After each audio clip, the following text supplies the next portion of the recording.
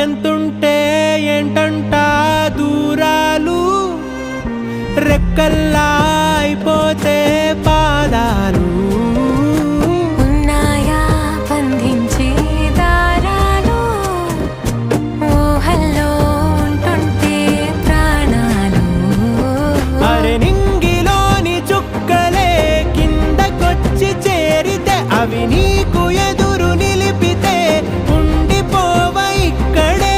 జాబిలీటు చేరెను పొరపాటుననియో అంతే.